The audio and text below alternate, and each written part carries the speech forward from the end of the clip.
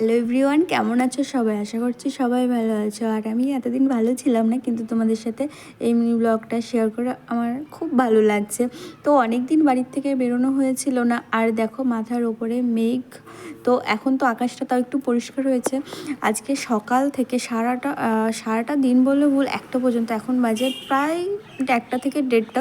তো আমরা বেরিয়ে পড়েছিলাম একটা ভাইপোকে দেখতে। তো ভাইপোটা প্রায় 1 মাসের হয়ে গেছে, তো আমরা যেতে পারিনি হসপিটালে দেখতে, তো তার জন্য বাড়িতে যাচ্ছিলাম। তো এখান থেকে মা হচ্ছে যে ওর জন্য জামা কাপড় আর টাওয়াল নিয়ে নিল, আর বাবা তেলও পুড়ে নিল। তো তারপর দেখো এদিকে আকাশটা যেন একদম ঘন হয়ে আসছিল। যত আমরা আগিয়ে যাচ্ছিলাম ততই যেন ঘন হয়ে আসছিল। ভয় একটাই হচ্ছিল যেন বৃষ্টি না নেমে আসুক। তো ভগবানের আশীর্বাদে বৃষ্টিটা আর নামিনি, যে করেই হোক। তো আমরা পৌঁছে গেছিলাম খুব, মানে বৃষ্টি আসার আগে। তো ঝিমঝিম করে পড়ছিল, তো অতটাও গায়ে লাগেনি যেইটুকু পড়েছিল।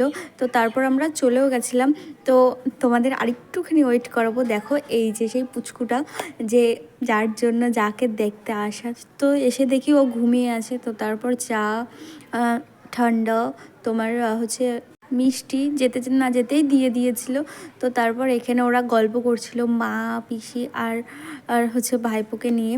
তো তারপর এখানে সবাইকে টাটা করে দিয়ে বেরিয়ে আবার চলে এসেছিলাম, কারণ বেলায় বেরিয়ে চলে এসেছিলাম, কারণ আরও 2 জায়গায় যেতে হতো।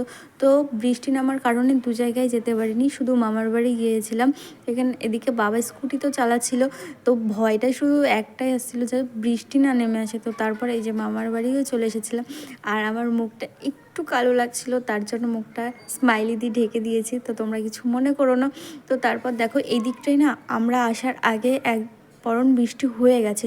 তো তারপরে বাড়ি আসার সময় দেখো এদিকে বৃষ্টির জন্য মেঘটা যেন ঘন হয়ে আসছিল, আর ভয়ও লাগছিল যে যেন বৃষ্টি না চলে আসে। তো বলতে বলতে এই যে বৃষ্টি চলে এসেছিলো, আর আমাদের স্কুটিটা এত পিছলছে, একটু বৃষ্টি হলেই পিছল কাটে।